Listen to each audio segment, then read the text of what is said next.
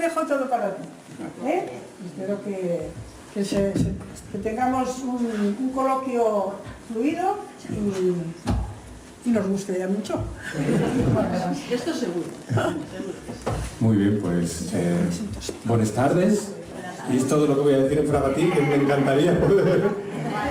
Pero bueno, pues cuando me llamó Rosita para dar esta charla, que yo le dije enseguida que sí, luego cuando colgué pensé, dije, pero ¿y qué les voy a contar yo en Fraga precisamente? Lo digo porque para las personas que nos dedicamos al estudio de la indumentaria, sobre todo los que intentamos tener una visión general, que no sea solo lo que ocurre en un sitio concreto, hay una serie de sitios, de lugares que son emblemáticos, que los consideramos como relicarios, donde se han conservado las cosas de una manera muy especial. No son muchos, pero están repartidos de tal manera que nos permiten tener una visión general de lo que fue el traje hispánico en otro tiempo. Esos sitios pueden ser, un sitio puede ser la Gartera, otro puede ser la Alberca, en Salamanca, otro puede ser Ansó, también, la isla de Ibiza y, como no, Fraga. Y esos sitios son importantes porque normalmente, ¿se oye bien así o siempre es como así? Mira, lo voy a retirar un poco para que no haya golpes de aire, que si no es un poco desagradable. Normalmente quienes trabajamos en la indumentaria tradicional en otras zonas, yo soy de Madrid y aunque hago un trabajo en general, mi campo de trabajo concreto es el de la provincia de Madrid, porque es lo que tengo más cerca, claro, lo que tengo más a la mano. Pues normalmente, y más en un sitio como Madrid, nuestro trabajo es un trabajo de pura arqueología.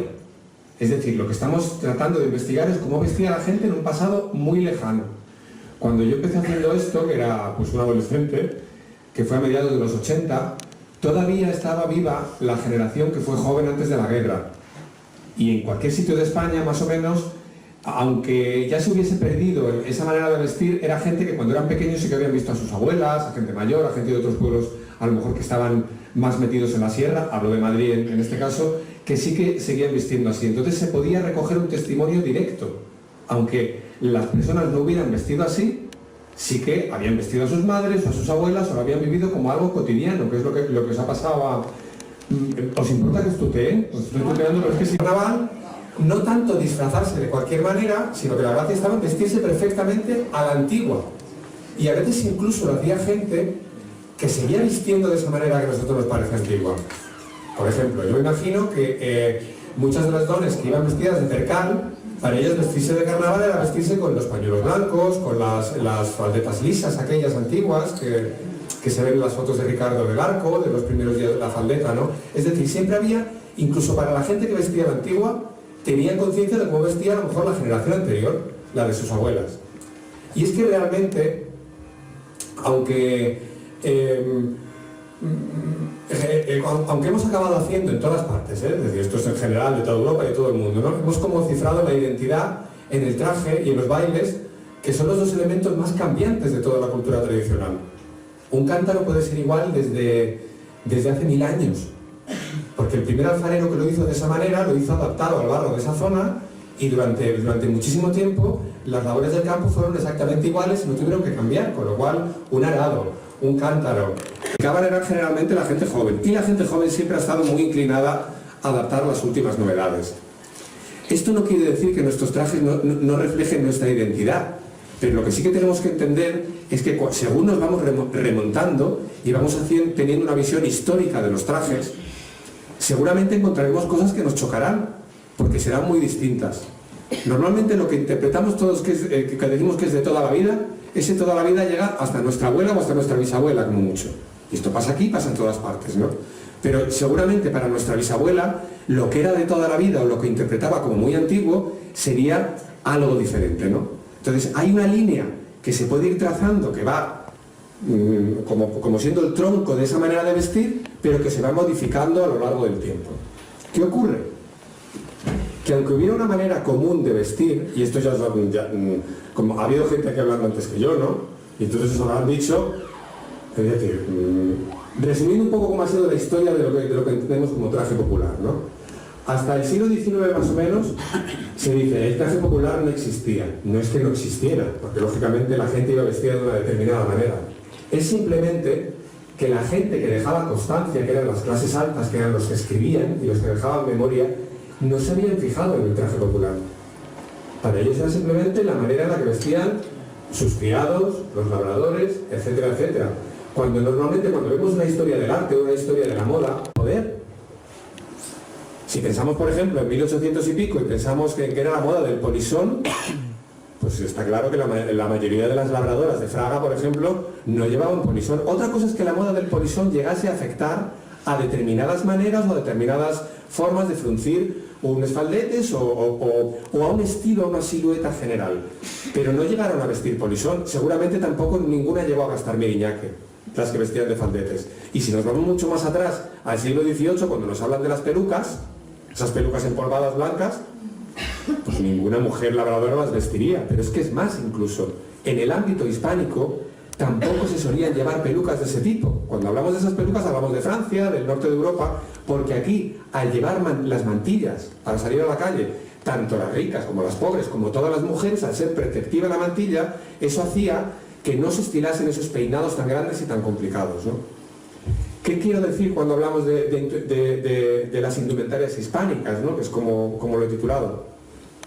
Por hispánico entendemos todo lo que ha tenido que ver con lo español, con lo que era el imperio español, hasta que se desmembra a principios del siglo XIX, e incluye todas las lenguas que se hablen en ese contexto. Es decir, es tan hispánico la gente que se expresaba en castellano, tanto aquí en la península como en América, como todo el ámbito que se expresa en otras lenguas que son distintas del castellano también, pero que son lenguas propias de esos territorios. Por eso no decimos indumentaria española, sino indumentaria hispánica.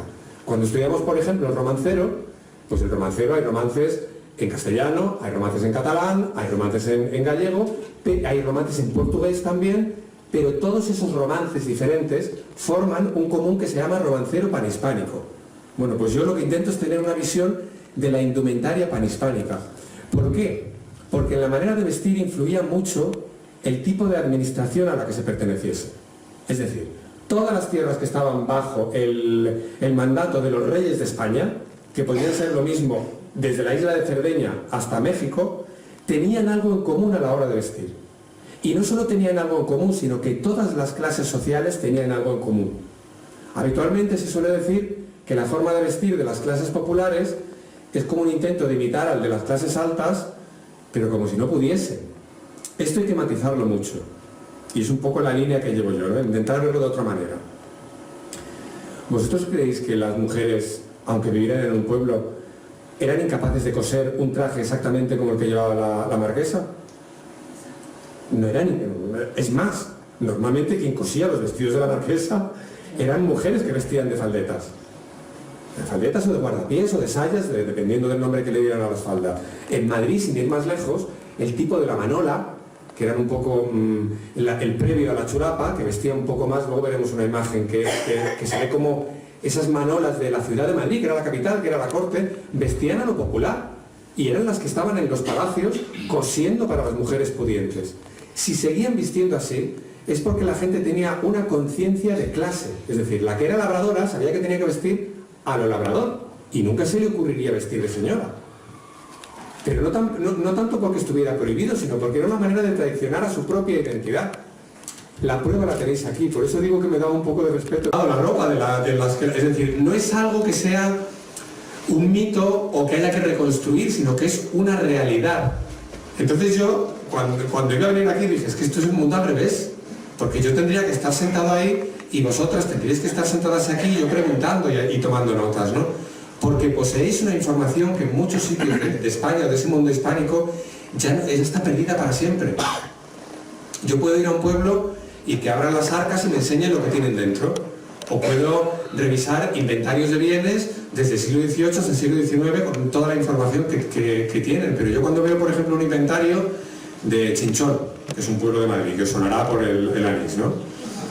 Que además es un pueblo en el que, para lo pronto que se perdió alrededor de la corte la manera de vestir, pues en Chinchón hasta los años 20 más o menos todavía las mujeres tenían una manera de vestir de paleta, que decían allí, y allí no lo decían como peyorativo, sino que es que era una cosa de orgullo, ¿no? Es como decir, pues como decir de llauradora, o decir de payesa o algo así, y decían ir vestida de paleta, que era ir vestida con los mantones, con el delantal. Pues allí yo puedo ver un inventario de 1820 en el que a lo mejor en el inventario de una labradora me aparecen pues dos zagalejos, que es como llaman allí a las faldetas interiores, pues uno de bayeta amarilla y otro de bayeta colorada, 3 enaguas de algodón, otro zagalejo de cotón, que es como llaman allí el percal, estampado, morado o como sea, una basquiña negra, y luego a lo mejor para los días de lujo un guardapiés o 2 guardapiés de espolinado o de damasco. ¿Qué es lo que estoy diciendo yo ahora mismo? Es prácticamente lo que podéis encontrar en las arcas de aquí también. Por eso es tan importante que haya un sitio donde se haya conservado vivo. Porque para los que nos dedicamos al estudio, aunque yo me dedique al estudio de esto en Madrid, el hecho de ver un paralelo en Fraga me permite ver eso sin que yo tenga que imaginar en exceso. Es decir, yo podría preguntar aquí a las personas que habéis vestido, no pongo un mapa de España, sino que pongo un mapa de Europa. Y además lo pongo físico, sin fronteras, para que nos olvidemos un poco de lo que son las fronteras administrativas. Porque las áreas culturales, de lo que es la cultura popular, no coinciden casi nunca con las fronteras administrativas. Pero es que es más, ni siquiera coinciden con las fronteras lingüísticas. Y no corresponde a cada área donde se habla de una determinada manera, una manera de vestir, sino que tienen mucho más que ver a veces con eso que os decía al principio. Es decir, todas las tierras que estaban bajo el mandato de los reyes de España, con independencia de que la corte estuviera en Madrid, tienen algo en común en el vestir. Y algo que los diferencia de otros ámbitos. Es decir, hay una manera de vestir a la francesa, igual que había una manera de vestir a la inglesa. Pero esto no quiere decir ni que fuera especialmente distinto, pero tampoco que fuera todo igual. Es como una especie de paradoja, ¿no? Que podemos intentar dilucidarlo un poco. La historia, el cómo se vestía la gente aquí en el ámbito hispánico, influyó en la moda del resto de Europa, por lo menos en esta zona de aquí, de la Europa más atlántica, ¿no? Sí, que cogería pues las Islas Británicas, casi toda Francia, por aquí, el norte de Italia, Córcega y Cerdeña, y vendría por aquí. En el norte de África ya tenemos otro mundo cultural completamente distinto. Tiene que ver con la religión, tiene que ver esto que os estoy diciendo con el ámbito de esa Europa que se mantuvo fiel al Papa, por así decirlo. Es decir, a partir de que tenemos como identidades culturales y religiosas diferentes, cambia la manera de vestir. Pero entonces, digamos que siempre ha habido mucha relación en la forma de vestir, pues más o menos en las zonas de habla latina, de por aquí del occidente. Eso hay que tenerlo claro. De los colores, de los tipos de pañuelos, de los elementos del traje, todo dentro de lo común. Es como cuando hablamos. Yo hablo con un acento de Madrid, pero puedo hablar con una persona de Cádiz que cefea y no siento que esté hablando en otro idioma porque nos seguimos entendiendo. Pero sin embargo, tenemos algo que nos distingue profundamente, algo que es absolutamente local e intransferible, ¿no? Había muchos pueblos que vestían muy similar y luego había, dentro de esas grandes zonas en las que se vestían más o menos igual, diferencias en algunos lugares, que es el caso de Fraga, por ejemplo. Voy a pasar a la siguiente diapositiva. ¿Qué ha habido a lo largo de la historia dentro de la península ibérica?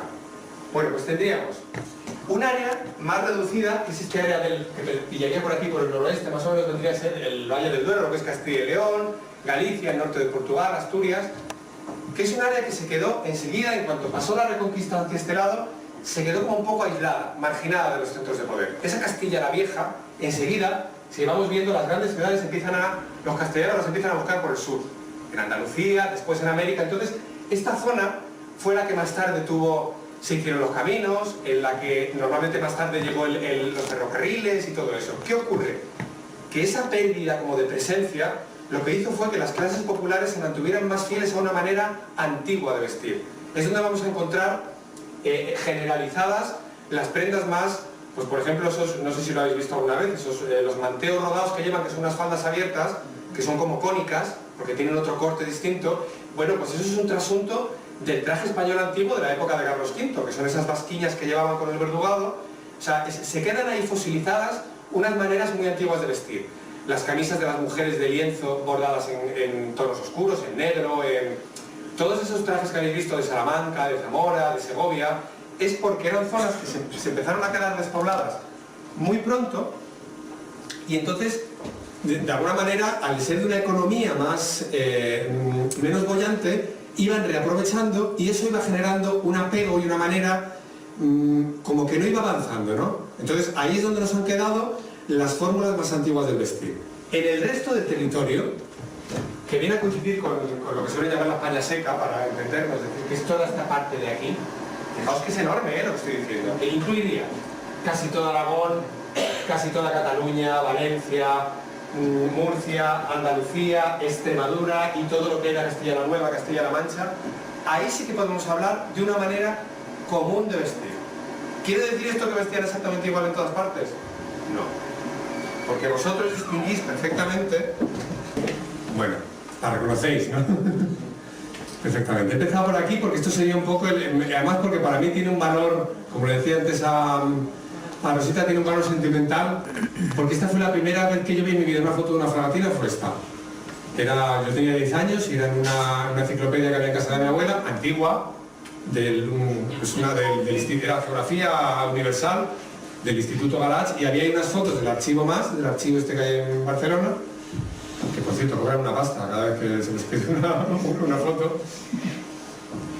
Y digamos que esta fue la primera vez que yo vi un traje aragonés que me pareció real, que no me pareció, es como si dijera el traje de Baturra en origen, es decir, lo que era antes de que se convirtiese en ese traje para bailar la jota, con la minifalda, con todo eso, ¿no? Y me fascinó, claro, yo no sabía ni qué es lo que llevaba en la cabeza ni nada, o sea, yo no tenía ni idea de lo que era un moño de picaporte ni nada, estoy hablando de cuando yo era pequeño, que simplemente me gustaban los trajes regionales y ya está, ¿no? Pero lo que vamos a ver aquí, en realidad, ¿qué es tan identificable? Es decir, yo veo esta foto, o veo una foto de este estilo, y automáticamente la coloco en fragas.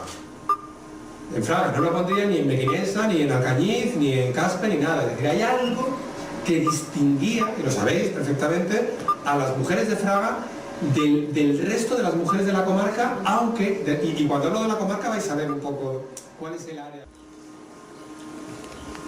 ¿De dónde creéis que es esta mujer? ¿Os resulta familiar? ¿Os resulta extrañísima? ¿O?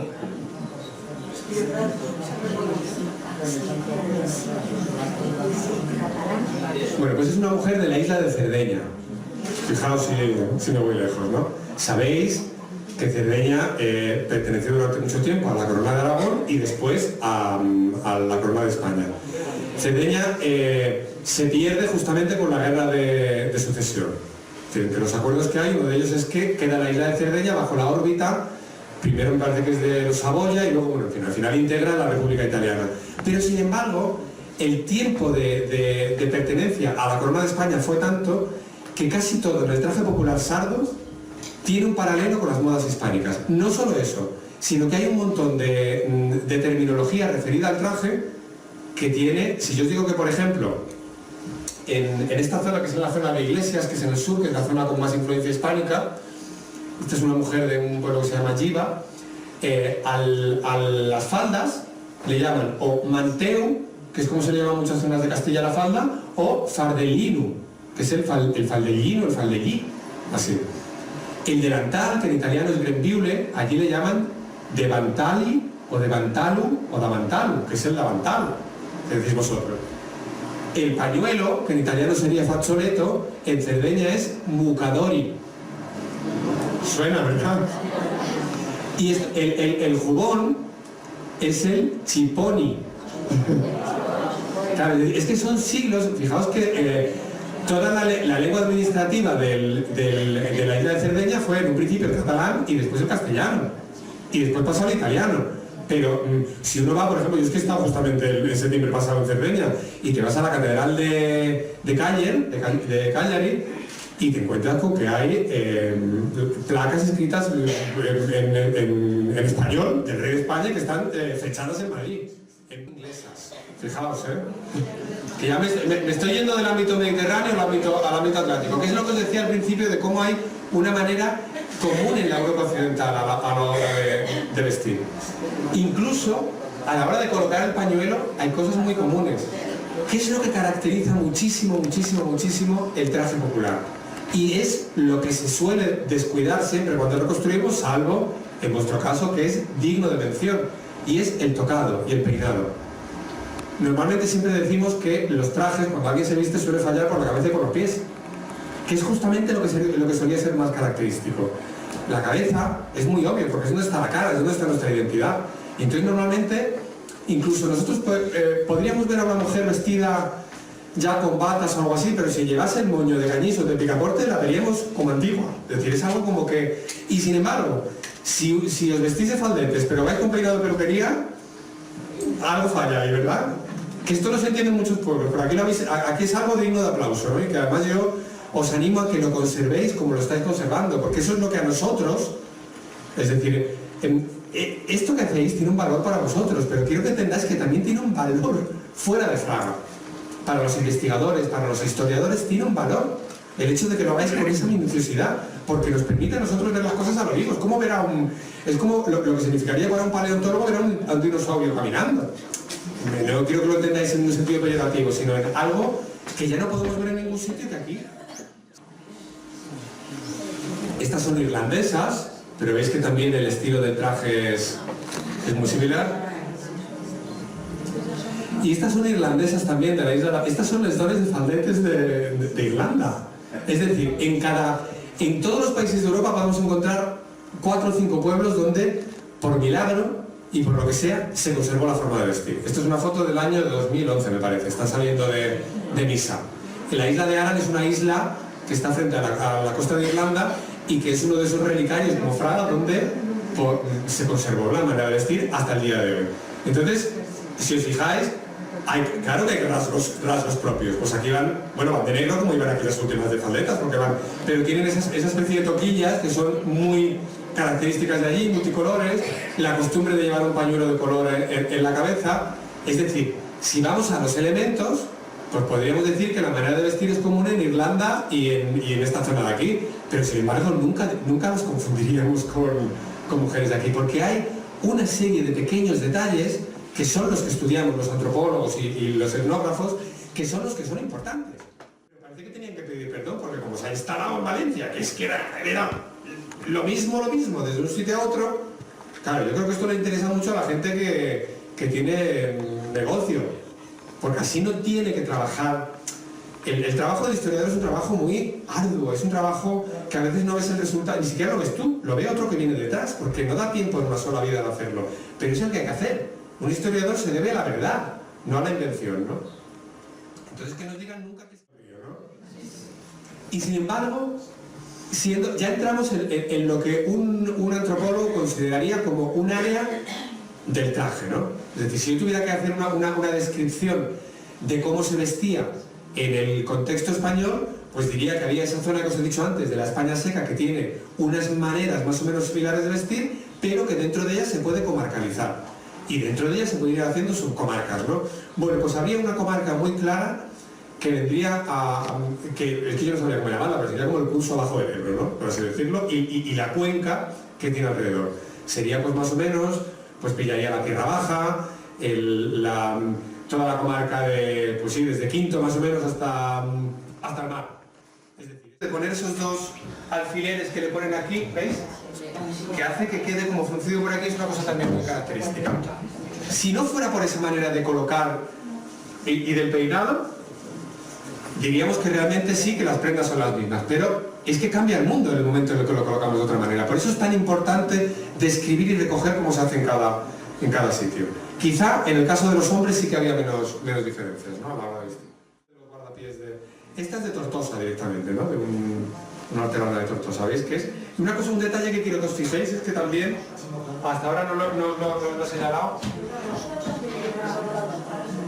yo no sé si lleva la rosca o es que lleva aquí pero vamos, seguramente llevaría un topet de esto, así un moño. Pero quiero que os fijéis en lo que asoma por ahí. Ese es el famoso pañuelo blanco. Eso es muy desconocido porque en casi todos los trajes regionales de España se ha olvidado, pero un poco con esa cosa de decir, si no se ve, ¿para qué lo vamos a poner? Pero eso lo podemos encontrar en multitud de fotografías antiguas. Estas son de Tortosa también, que correspondería al traje más de luto. Pero veis que aquí también había la costumbre esa de los dos alfileres, esos que ponen y de cruzar el pañuelo. Esta mujer es de Palamós, en la costa catalana. Esto ya nos hemos ido a otro sitio.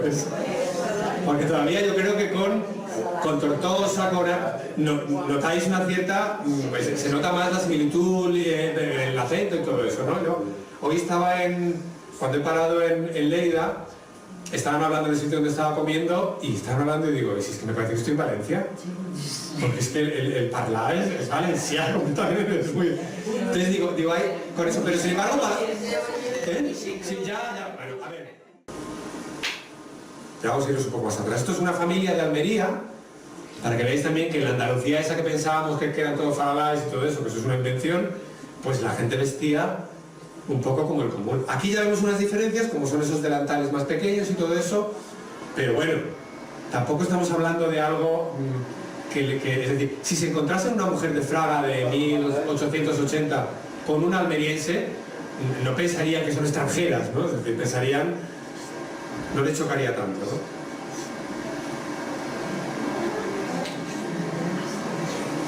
Esto suena también muy familiar, ¿no? Son mujeres de la Sierra de Cameros, en La Rioja. Son de... Bueno, si lo pensamos, no deja de ser una zona que también vierte sus aguas en el Ebro. Lo que pasa es que culturalmente era lo que era Castilla la Vieja, ¿no? Y esto es como se vestían. Esto es de la revista Estampa, o sea que esto tiene que ser del año 1930 o 31, es como se vestían para las fiestas. Ya vemos que han adaptado los peinados.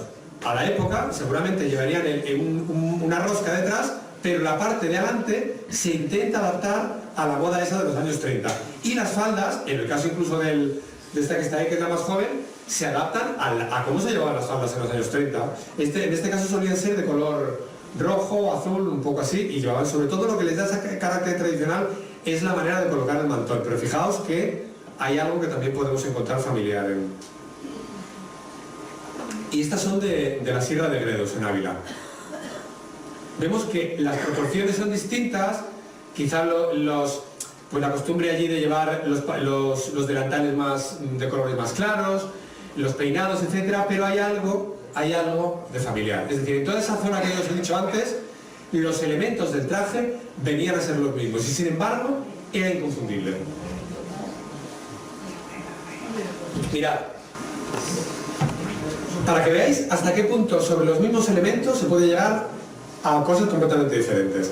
Si os fijáis, estas dos mujeres, si nos fijamos en las prendas que llevan y en las proporciones, es decir, el tamaño del mandil, la relación con el tamaño de la falda, es la misma moda. ¿Qué ocurre? Que la de la izquierda es una mujer de Pontevedra y entonces viste conforme al sentido estético que tienen allí en Pontevedra, es decir, las guarniciones son más sobrias, prácticamente son un par de cintas a media altura de la saya, el mandil simplemente es como de terciopelo y lleva pocos adornos, lleva su cadena y lleva el peinado característico de trenzas que se conservó por todo el norte de España. Por la zona sur, que yo conozca, me parece que solo más abajo de Segovia, en una zona del interior de Alicante, la zona de Gijona, todo eso, sí que conservaron a la mujer la trenza. Es una zona muy interesante porque además, fijaos, Alcoy es de las primeras ciudades industrializadas de España. Había telares industriales en Alcoy antes que en Tarrasa. O sea, había fábricas de juguetes en Onil, las fábricas de turrón de Gijona que servían a toda España. Bueno, pues tú ves fotos de los años 20 y 30, incluso hasta la guerra, de mujeres de esa zona y todas van con su pañuelo. Y algunas con trenza incluso. Es decir, que ese estereotipo que pensamos que es que en las zonas cuando se avanzan económicamente se pierde el traje, pues en algunos sitios no. Esas mujeres de Alicante no quisieron perder su traje. La mujer de la izquierda es una mujer de Murcia. Entonces, de la zona del campo de Lorca, donde se desarrolló una artesanía del bordado aplicada al traje muy importante. Bueno, bordado en lanas de colores, entonces claro, se bordaba todo.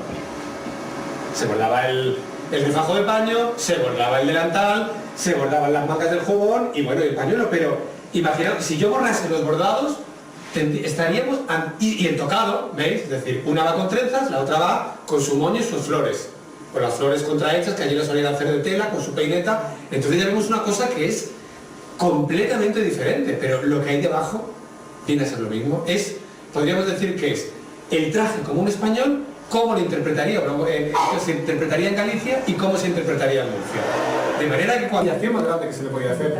Pero es que además el pelo iguala igualaba a todas las mujeres, es decir, ahí daba igual que hubieras nacido en alta cuna o en baja cuna. Podías ser la mujer más pobre del mundo, pero si la naturaleza te había concedido una mata de pelo estupenda, eso te lo llevabas para ti, pasara lo que pasara, aunque estuvieras viviendo en los caminos, ¿no? Entonces una cosa como que ahí le daba mucho cuidado. Fijaos que esta mujer de Toledo, que va descalza, como era habitual, no por pobreza, sino por costumbre. Porque todavía una tía de mi madre, que la conocí yo en Asturias, decía que cuando bajaba a la pola, allí claro, pues estaba lo que es la villa en el fondo del valle y la gente vivía pues, en la montaña. Cuando bajaba en verano al baile, iba con los zapatos en la mano. Y se los ponía a la entrada del pueblo, porque es que no iba cómoda. Primero por no arruinarlo, porque solo tenía uno. Y segundo porque es que estaban acostumbrados a ir así. No era tan extraño eso, ¿no? Pero veis, ese tipo de picaportes amplios y además un detalle muy importante que se ha conservado en Fraga, que es el hecho de que el moño se haga con todo el pelo tirante hacia atrás. Esto es una pervivencia antiquísima. Porque luego... Esta es una mujer de Vargas también en Toledo. Veis que allí la costumbre era llevarlo muy echado hacia atrás, el moño de picaporte.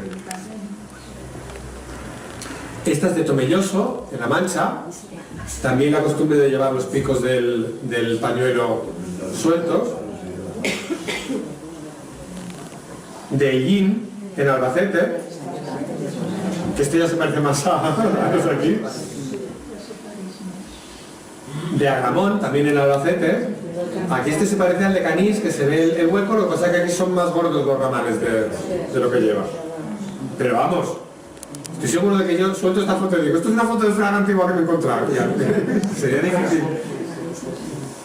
De Quero, que está en mitad de La Mancha, estos son una pareja de los que fueron a la boda de Alfonso XII. A la boda de Alfonso XII y María de las Mercedes fueron comparsas. Es muy interesante porque el fotógrafo Laurent hizo fotos de todos y este era un momento en el que se seguía vistiendo así.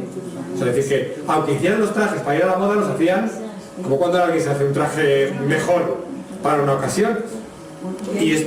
¿Perdón? Lleva un pañuelo al pelo, los dedos. Sí, el hombre lleva un pañuelo al pelo, claro. Y ella lleva también, si veis, la asoma el pañuelo blanco por debajo del otro pañuelo. Y que aquí también había costumbre de llevar un pañuelito en la mano, ¿no? Se lo metían así en el... Estos son del mismo pueblo para que veáis que se ve un poco mejor el moño por ahí por el lateral. De Arroyo de la Luz, en la provincia de Cáceres, también ahí lo echaban muy para adelante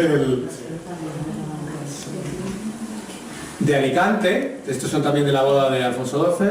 De por aquí, es que de Aragón no fue nadie, no fue comparsa, lo que sí que fue una comparsa fue de Lérida, que es muy interesante porque se ve también. Esta es del campo de San Juan, que está en mitad de La Mancha. Alcázar de San Juan, campo de Cristana, todo eso. Esto es un moño de Zamora, visto cuando lo estaban haciendo, que también es muy similar. Tomelloso, también en La Mancha. Veis que había esa costumbre de hacer los moños muy grandes, como aquí. Esta es de Zamarramala, en Segovia, que aquí lo que pasa es que el moño es más pequeño también. Claro, es que se ve perfectamente el por qué le llaman picaporte, porque es como los picaportes aquellos de las puertas. Porque lleva aquí ya la parte delante del pelo, la lleva enrollada. Eso que pensamos que es solo de las valencianas, pero que en Toro, en Zamora, en Soria, veis que en cada sitio el moño tiene su característica que distinguía. Este es más un moño de aldaba que llamaban, que son los que caen así más para abajo. Mirad, esto es una de las más... Esto es también de la serie esta de tiempo, lo que os decía, de las calles de Madrid. Tenemos los pañuelos blancos, tenemos las mantillas blancas, que también es una pervivencia que habéis conservado aquí estupenda. Y el picaporte, ¿cómo surge? Lo más antiguo era la trenza. Las mujeres que llevaban toca, lo único que necesitaban era recogerse el pelo de cualquier manera porque eso no se veía. ¿Qué ocurre? Que debió de haber un momento en el cual la trenza se empezó a recoger. Simplemente se empezó a recoger por las buenas, que es doblar la trenza para arriba. A partir de ahí se empezarían a diversificar. Y esta es una de las primeras imágenes que yo he encontrado de una cosa ya que viene siendo el moño de picaporte, el moño de martillo, que también llamaban, ¿no? Bueno, este cuadro creo que lo conocéis, es del pintor Marín Bagüés, es de... ¿Perdón? Las mantillas blancas, que son anteriores a las negras, o da igual. Las mantillas blancas en realidad, a ver, La negritud esa que le atribuimos a la indumentaria española es una cosa que trae sobre todo Carlos V. Es la moda de los reyes y de sus hijas, en las que se la vea enlutada. Al contrario, la moda hispánica del siglo XV era una cosa, claro, ahí fue cuando empezó a ponerse de moda en Italia. No la moda negra, sino la anterior, fue la que a través de la corona de Aragón se empezó a llevar en Italia los peinados españoles, no sé qué, porque había, claro, ¿por qué era esa moda tan colorista? Porque era una moda sobre todo que bebía muchísimo del contacto con el mundo musulmán, con todas las técnicas desarrolladas que tenían de sedas, de todo eso. Entonces, era una moda muy mestiza y muy colorista. Cuando llega Carlos V con la corte borgoñona, y sobre todo con su hijo, se impone el negro universal, que era una cosa del norte de Europa. Los españoles lo llegan a asumir tanto como propio, que al final acaba siendo como la moda española. Pero ¿qué ocurre? En el siglo XVII, con los últimos Austrias, empiezan a ponerse de moda las mantillas y los mantillos de bayeta blanca, sobre todo de abajo arriba. De abajo arriba quiero decir, eran los que llevaban las mujeres del pueblo. ¿Por qué? Porque es el color natural de la lana. Si no necesitaban ni teñirse nada, entonces las había de pardo y de blanco, que son los dos colores que da la oveja.